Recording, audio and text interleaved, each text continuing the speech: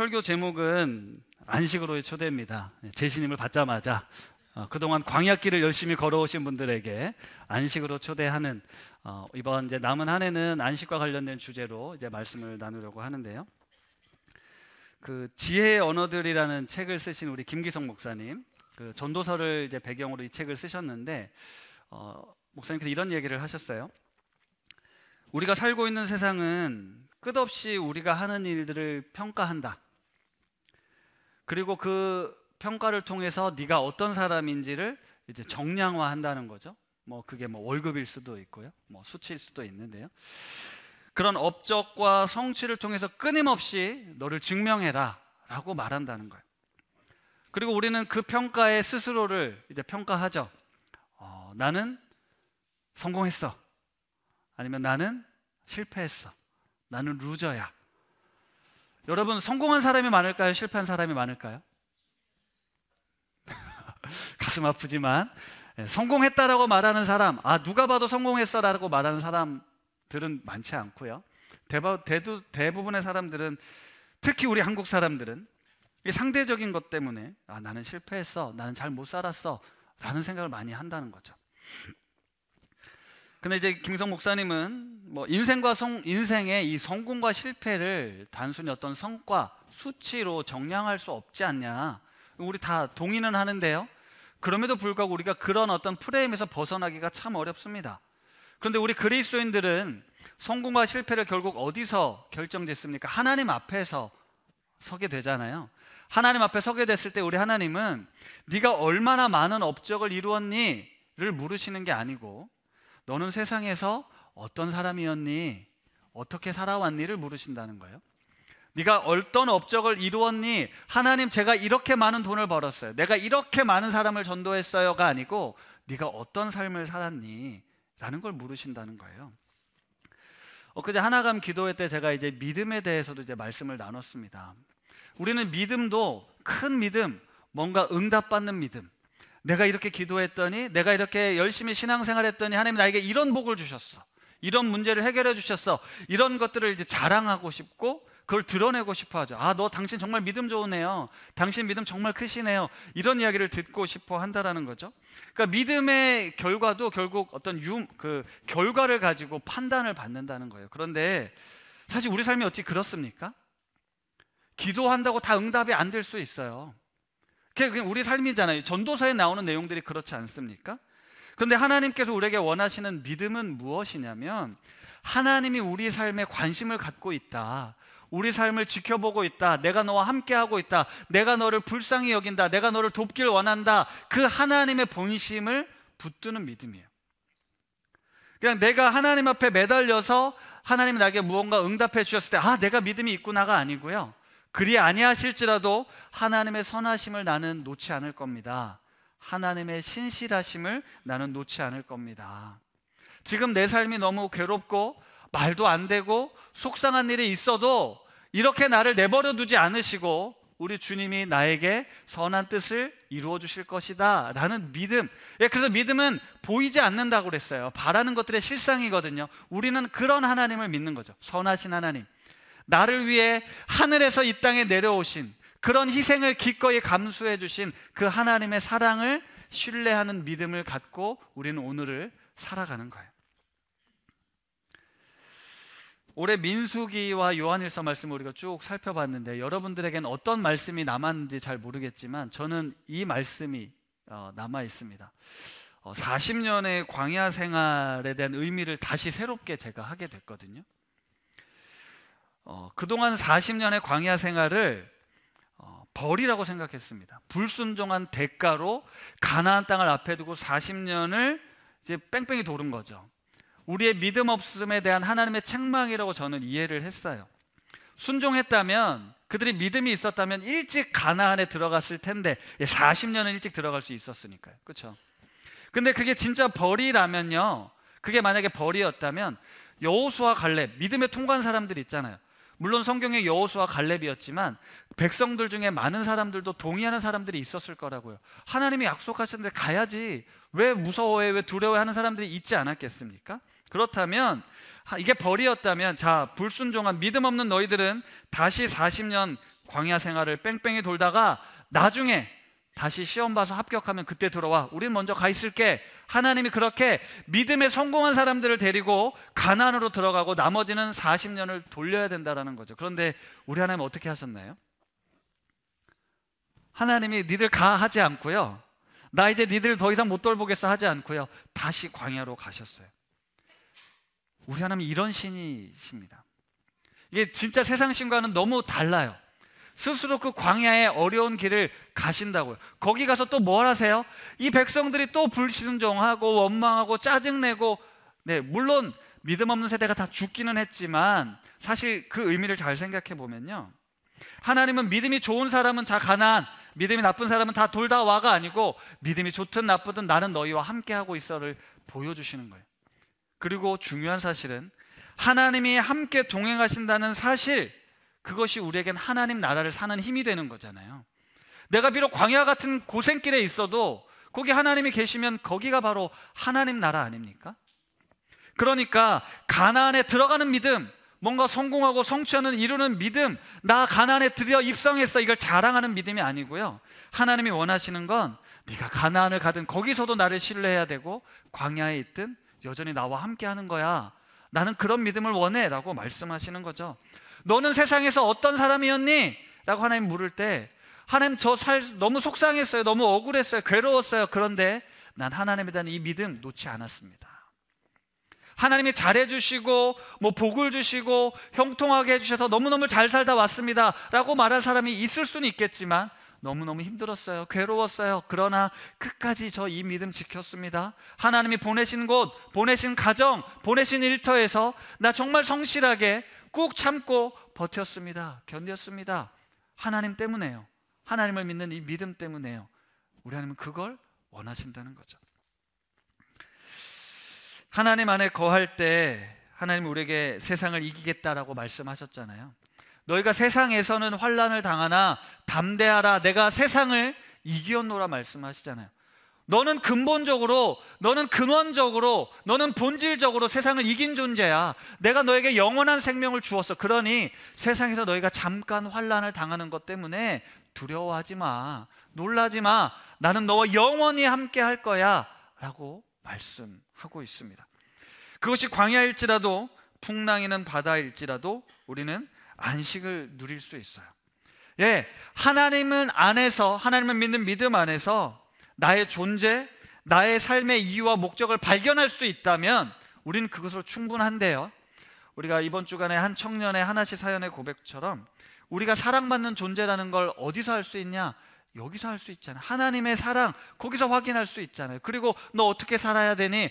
그 사랑을 누군가에게 알려주는 삶, 우리는 그 삶을 살면 되는 것이지, 세상이 말하는 업적과 성공과 성취를 얼마나 많이 했냐, 내가 그 성공을 통해서 하나님의 이름, 하나님의 영광을 돌리는 것이 중요한 것이 아니라 지금 너에게 맡겨준 삶의 자리에서 너의 삶의 울타리에 허락된 사람들을 사랑하며 사는 것, 그럴 때 우리가 비로소 존재의 의미를 발견하게 되죠.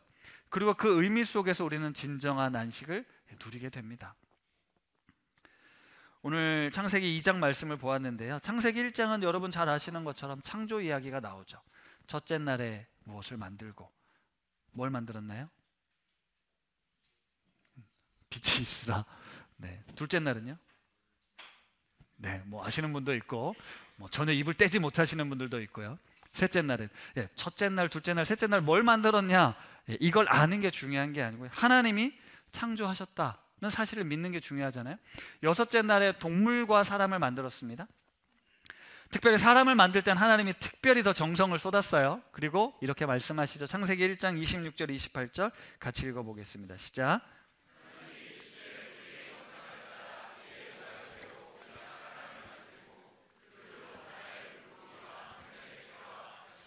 온 땅과 땅에 기는 모든 것을 다스리게 하자 하시고, 하나님이 자기 형상 곧 하나님의 형상대로 사람을 창조하시되 남자와 여자를 창조하시고, 하나님이 그들에게 복을 주시며 하나님이 그들에게 이르시되 생육하고 번성하여 땅에 충만하라, 땅을 정복하라, 바다의 물고기와 하늘의 새와 땅에 움직이는 모든 생물을 다스리라 하시니라. 아멘. 하나님의 형상을 따라 인간을 만드시고요, 이 창조 세계를 다스리라라고 부탁하십니다. 그렇게 여섯째 날을 마무리하셨어요. 그리고 창세기 2장 이렇게 시작하죠. 천지와 만물이 다 이루어지니라 라고 시작을 합니다. 우리는 이 말씀을 통해서 6일째 창조가 다 끝났고 이제 7일째 안식하시는구나 라고 생각하는데요, 2절 말씀을 같이 한번 읽어볼게요. 시작. 하나님이 그가 하시던 일을 일곱째 날에 마치시니 그가 하시던 모든 일을 그치고 일곱째 날에 안식하시니라 라고 말씀하세요. 자, 그가 하시던 일을 일곱째 날에, 여섯째 날에 마치고 일곱째 날에 안식했다라고 말씀하지 않고 그가 하시던 일을 일곱째 날에 마치셨다, 그가 하던 모든 일을 그치고 일곱째 날에 안식하셨다라고 말씀하세요. 하나님은 창조의 완성을 일곱째 날 마무리하셨습니다. 그게 바로 안식하시는 거였어요. 그리고 3절에 보면 그 안식일을, 일곱째 날을 복되게 하사 거룩하게 하셨다고 말씀하십니다. 우리는 이 창조의 포인트와 핵심이 바로 여기 안식에 있는데, 우리는 안식을 어떻게 생각합니까? 쉰다, 멈춘다, 이런 생각을 하잖아요. 여섯째 날 동안 하나님이 천지를 창조하셨어요. 여러분, 천지를 창조하셨다고요. 얼마나 힘드셨겠어요. 이 우주를 만드시고 지구도 만들고요, 사람도 만들었지만 동물, 식물, 우리가 알지 못하는 수만 가지의 이 생명들을 만드시느라고 생각만 해도 피곤하잖아요. 그 하나님이 그걸 하시고 났으니 이제 좀 쉬어야겠다 하시고 일곱째 날 나 좀 쉴게 라고 하신 걸까요?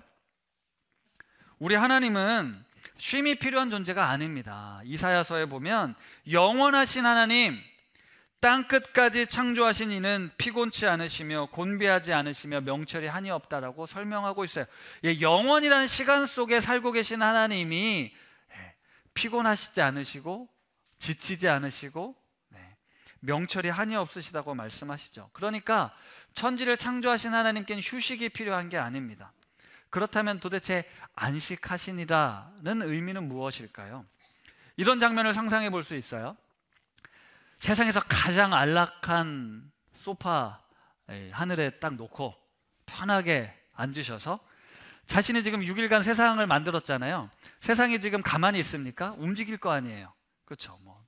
공전도 하고 자전도 하고 동물, 새들도 날아다니고 고기들도 왔다 가고 세상이 역동적으로 하나님이 만든 창조 질서 속에 지금 돌아가고 있을 거 아닙니까? 그걸 보는 재미가 있었을 수도 있을 것 같아요. 아무것도 안 하시고 잘 돌아가나, 잘 움직이고 있나, 그러면서 이제 아담에게 얘기하는 거죠. 아담아, 저기 그 코끼리 똥 쌌다 가서 치우고, 자, 열매 맺어야 되니까 좀 가지도 좀 쳐주고, 풀도 베고, 배고픈데 가서 좀 고기 좀 잡아와라, 나 배고프다. 이렇게 일을 시키신 하나님, 본인은 아무것도 안 하시고 쉬시면서 인간을 일을 시키고 자신에게 어떤 기쁨을 가져와라, 그런 하나님이실까요? 여러분, 도대체 이 7일째 안식하셨다라는 그 안식 일곱째 날 우리 하나님은 뭘 하셨을 것 같으세요? 상상해 보십시오. 우리 하나님이 인간을 만드셨어요. 인간을 어떻게 만들었습니까? 하나님의 형상을 따라 만들었어요. 자유의지를 가진 존재로 만드셨다고요. 그 인간이 하나님이 만드신 세상을 생육하고 번성하고 다스리라고 말씀하셨죠. 청지기적 사명을 맡기셨어요. 그럴 때 어떻게 해야 될까요? 하나님, 어떻게 이런 생각을 하셨어요? 하나님, 이건 어떻게 이름 지으면 좋을까요? 하나님, 얘는 어떻게 돌봐야 되는가요? 하나님과 끊임없는 상호작용을 하면서 하나님이 만드신 세상을 어떻게 아름답게 갖고 갈까 소통하지 않았겠습니까? 그리고 그 자연 만물을 보면서 야, 하나님 어떻게 이런 동물을 만들 생각을 하셨어요 하면 경탄하면서 감격하면서 창조주 하나님을 찬양하지 않았겠어요? 하나님과 어떤 깊은 신뢰 관계 속에서, 그분과 끊임없는 관계 속에서 하나님은 교제하셨을 겁니다. 이게 하나님께도 안식이었고 우리에게 필요한 안식이에요. 그날 아무것도 안 하고 쉴게, 나 너무 지쳤어가 아니고 하나님이 만드신 창조 세계 안에서 그것이 질서 있게 돌아가도록 우리의 역할을 하면서 그 창조주 하나님을 높여드리고 하나님과 의논하면서 지내는 날이 바로 안식일이었다라는 거예요. 학자들이 이 본문을 연구하면서 매우 특이한 점 하나를 발견했는데, 그게 뭐냐면 첫째 날부터 여섯째 날까지는 꼭 이렇게 마무리가 돼요. 저녁이 되고 아침이 되니 이는 몇째 날이더라 라고 마무리를 합니다. 그런데 일곱째 날에는요, 없어요. 일곱째 날에라는 저녁이 되고 아침이 되니 이는 일곱째 날이라는 개념이 없습니다. 무슨 의미일 것 같으세요? 아직 안 맞췄다는 거예요. 그럼 무슨 뜻일까요? 지금 안식의 날을 보내고 있다는 거예요. 우리가 하루, 이틀, 3일, 7일의 개념이 아니고, 하나님은 창조의 목적, 창조의 완성이 뭡니까? 당신이 만든 창조 세계가 당신의 질서 속에서 영원토록 살아가는 것, 돌아가는 것, 그게 바로 안식의 상태라는 거예요. 우리 하나님은 이제 그걸 위해 창조하셨다라는 거죠. 6일간 열심히 일했으니까 하루를 쉬어라, 그 개념이 아니라는 거예요. 너 열심히 6일 동안 열심히 세상에서 일하고, 자 7일째는 안식일이야, 푹 쉬어, 예배만 드려, 아무것도 하지 마, 그런 개념이 아니었다고요. 하나님이 창조할 때 안식을 창조하신 이유는 너 나와 깊은 관계 속에서 이 창조 세계를 마음껏 누리며 살자, 내 안에 있을 때 비로소 질서가 완성될 거야 라는 말씀이었다라는 거예요. 그러니까 하나님, 영생을 우리에게 주신 하나님은 우리가 마지막 날 영원한 생명, 그 안식의 기쁨을 누리겠지만 이 땅을 살아가면서 우리는 그 안식을 주신 하나님과 동행하며 살아야 한다라는 겁니다. 저는 하늘을 좋아해요.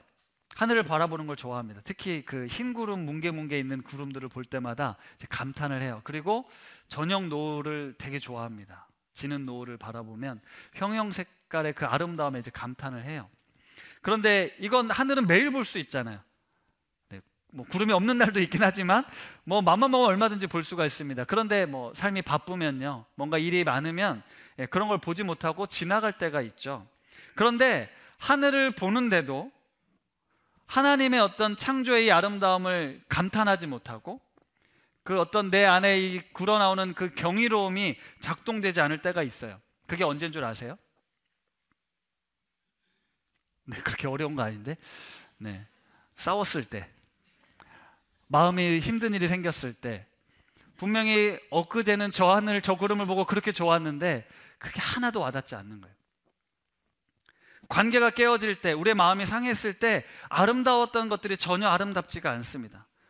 무슨 의미냐면 하나님이 창조하신 세상이 얼마나 아름다웠던가 인간은 알았다고요. 그런데 죄로 인해서 깨어진 다음에 아름다운 세상이 전혀 아름답지 않게 됐어요. 땅을 파고 노력하고 땀 흘려서 겨우겨우 살아야 되는 세상이 되었다고요. 그게 타락 아닙니까? 우리가 지금 그 타락의 굴레에서 여전히 살고 있는데, 우리는 예수 그리스도를 통해서 사실 새로운 피조물로 거듭났잖아요. 다시 그 안식으로 초대하신 주님의 초대를 받아들이고 살고 있다면 우리는 이전과는 다른 삶을 살 수 있게 된다니까요. 작년에 경이라는 세계라는 책을 가지고 독서 모임을 했는데요, 그 책에 보면 이런 내용이 나와요. 우리 인간의 이성이 엄청나게 발전했잖아요. 인간의 이성이 발달하면서 경이라는, 경탄, 원더라는 세계를 상실해버렸다는 거예요. 예를 들면 예전에는 무지개가 뜨면 사람들은 우와 신기하다, 이게 무슨 일이야, 어떻게 저런 일이 있을 수 있지 하면서 하늘을 향해 뭔가 감동, 이게 좋은 사인이구나 이런 생각을 했고요. 뭐 개기일식, 뭐 월식 이런 것들이 나타나면 신이 노했나 보다, 어둠이 찾아오는구나, 이런 경이로움이 있었다고요. 지금은 그걸 보고 어떻게 생각합니까? 빛이 뭐 반사돼서 뭐 색깔이 뭐 나오는 거다, 지금 달이 뭐 그림자에 가리는 거다, 이런 경이로움을 잃어버렸다라는 거예요. 우리가 밤하늘을 보면서, 저 별을 보면서 수많은 상상의 나래를 폈는데 지금은 어떻게 합니까? 머스크는 곧 이제 화성에 갔다가 이제 사람 살게 해주겠다 얘기를 하잖아요. 다 정복의 대상이 돼버린 거예요. 경이로웠던 대상들이 우리가 다 이해할 수 있고 다 알아낼 수 있는 존재들이 되어 버렸다라는 거죠. 이게 타락한 인간의 모습이었다라는 겁니다. 창세기 3장 선악과를 따먹는 인간, 그 뒤로 안식이 사라져요. 여러분, 우리 하나님께서 인간을 이제 여섯째 날 만들잖아요. 그러면 앞에 창조가 다 이루어졌죠. 인간이 태어났을 때 하나님께, 하나님 만드신 세상의 아름다움을 이야기하잖아요. 하나님이 그리고 그 에덴 동산을 생육하고 번성하여 지키라고 말씀하시죠. 에덴 동산은요 주어진 거예요. 혹시 내 마음에 안 드는 부분이 있을 수 있었겠지만 하나님은 그저 우리에게 주어진 삶을 살라고 말씀하시는 거예요. 그런데 선악과를 따먹은 인간은요, 하나님의 질서, 하나님의 창조를 거부한 거죠. 당신이 만든 세상의 질서를 따르고 싶지 않습니다. 내 마음대로 할래요 라고 선악과를 따먹은 거예요. 그리고 따먹고 나서 그래 네 마음대로 살게 된 그 삶의 안식은 사라져버리게 된 겁니다. 스스로 행복을 찾아서 끝없는 탐욕의 노예가 되어버리죠. 세상의 부, 내가 생각할 때 더 좋은 것, 더 가치 있는 것, 나를 더 즐겁게 할 것들을 찾아 헤맵니다. 하나님이 내게 허락하신 그 감격을 누리고 그것에서 감탄하기보단 다른 사람들이 보여주는 것, 세상이 말하는 것들에 우리의 마음을 빼앗겨서 나도 저기 있으면 좋겠다, 나도 돈이 더 있었으면 좋겠는데, 나 조금 더 건강했으면 좋겠는데, 우리 새끼가 조금 더 좋은 대학 갔으면 좋겠는데, 그걸 계속 추구하면서 우리는 우리 삶에 주어지는 안식을 전혀 누리지 못하는 거예요. 지금도 우리는 하나님이 아닌 세상에서 안식을 찾아 헤매고 있습니다. 예전에 설교 시간에 한번 이야기한 적이 있는데요, 2021년도 미국에서 그 17개 선진국의 사람들을 대상으로 설문조사를 했습니다. 당신의 삶을 의미 있게 만들어주는 게 무엇입니까? 라는 질문을 했어요. 당신의 삶을 의미 있게 만드는 것은 무엇입니까? 여러분 한번 생각해 보시겠습니까? 여러분의 삶을 의미 있게 만드는 게 무엇인가요? 17개 선진국의 조사 결과가 나왔는데 14개 국가는 1위 뭘까요? 가족이었습니다. 가족이었어요. 17개 국가가 가족이 우리의 삶을 의미 있게 만든다라고 대답을 했어요. 3개 국가만 다른 대답을 했는데요. 스페인? 네, 스페인은 건강이라고 답을 했습니다. 그리고 대만은요, 사회. 거기는 약간 이제 사회가 나를 삶을 의미 있게 한다고 생각하나 봐요. 자, 또 하나 대한민국입니다. 대한민국의 정답은 뭘까요? 네, 돈입니다. 물론 다른 나라들도 돈이 있어요. 이 질문은 복수 선택이었어요. 여러분의 삶을 의미 있게 만드는 것을 쓰십시오. 여러 개를 선택할 수 있었다고요. 그러니까 가족도 있지만 다른 나라들도 돈이 있죠. 하지만 순위가 3위, 4위 바뀌었어요. 근데 대한민국은 돈이었는데, 제가 이번에 알게 된 놀라운 사실은 뭐냐면, 삶을 의미 있게 만들어주는 걸 여러 개 선택하십시오 했는데 대한민국은 오로지 돈만 찍었다는 거예요. 압도적으로 돈만 많이 찍었답니다. 다른 것도 있는데 그냥 돈. 여러분 동의하세요? 여러분의 삶은 어떠신가요? 돈이 여러분의 삶을 의미 있게 하고 있습니까? 며칠 전에 그 영상 하나 보니까요, 요즘은 이제 AI에 모든 돈이 다 몰리잖아요. AI 인공지능에. 미국의 그 AI 10대 기업의 시가총액, 그게 뭔지는 잘 모르겠지만 기업에 갇힌 것 같아요. 놀라지 마세요. 3경 7조 원이랍니다. 3경이라는 숫자를 어떻게 세야 되는지 저 모르거든요. 3경 7조 기업 10대 기업의 지금 시총 가치가 그렇대요. 우리나라 GDP의 15배가 인공지능 기업의 지금 가치라는 거거든요. 모든 돈이 다 거기, 앞으로의 우리의 미래는 거기에 달려있다라고 하는 거예요. 여러분 돈 중요하죠? 돈이 없어도 된다 이런 얘기를 하는 게 아닙니다. 그런데 돈은요, 쉼을 줄 수는 있겠죠. 여러분에게 휴식을 줄 수는 있을 겁니다. 하지만 안식을 줄 수는 없어요. 진짜입니다. 돈은 우리에게 휴식을 줄 수는 있지만 안식을 줄 수는 없어요. 그래서 돈은 가짜복이라고 말하는 거예요. 어서 오세요 휴남동 서점입니다라는 소설책이 있는데 거기에 민준이라는 인물이 나와요. 어릴 때부터 성실하게 공부하고 이래서 이제 청년이 된 민준이라는 인물인데요, 그가 취업에 실패를 합니다. 계속 실패를 해요. 내가 그동안 쉬지도 않고 열심히 공부하고 이제 다 커서 성인이 돼서 부모님께 독립해서 취업을 해야 되는데 계속 실패하는 거예요.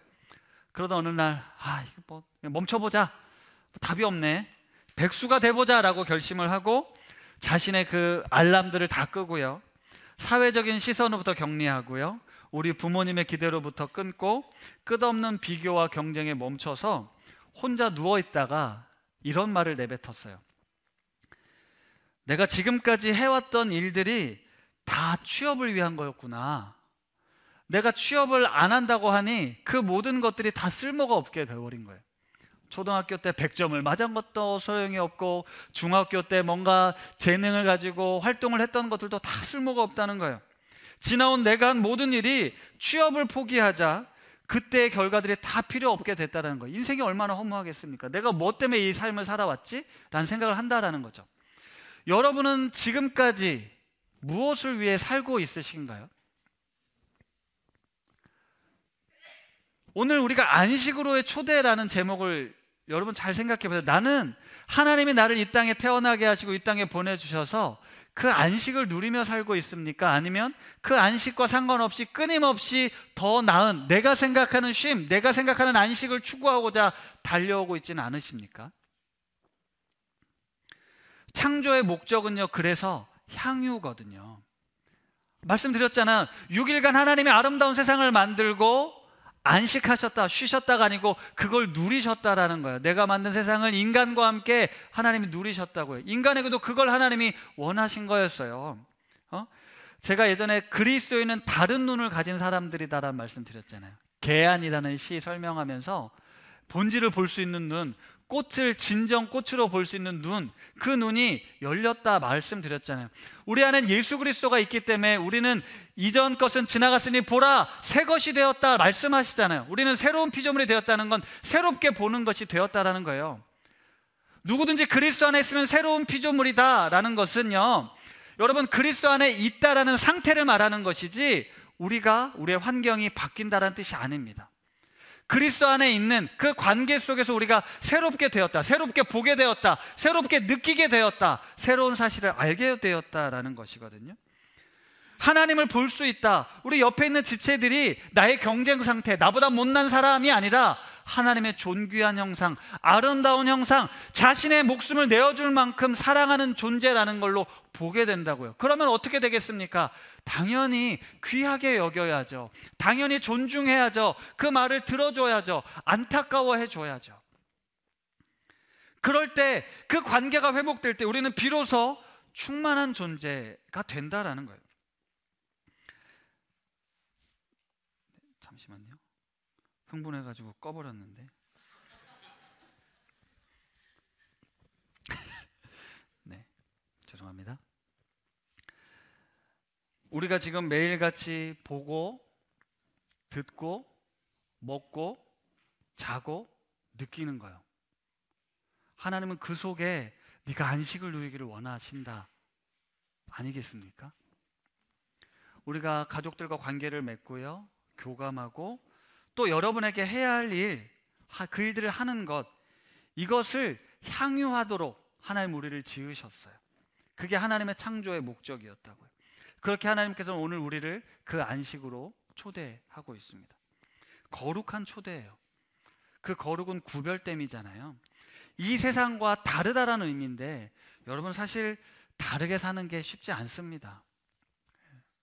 세상 속에서 구별되게 산다라는 거, 그거 쉽지 않은 거 저도 압니다. 그래서 월터 브루그만 목사님은 안식일은 저항이다라는 책을 쓰셨어요. 안식일은 저항이다. 그 책을 통해 뭘 외치냐면 우리가 이 안식일을 통해서, 안식이라는 정신을 통해서 세상의 지배 질서에 저항해야 된다는 거예요. 그때 모세가 있었을 때는요, 이집트의 세계관, 애굽의 세계관이었고 예수님 당시는 로마의 세계관, 그리고 현재는 물질 만능주의 세계관으로 대변되는 이 전능한 신을 대적해서 우리는 하나님 나라의 존재로 살아야 된다는 거예요.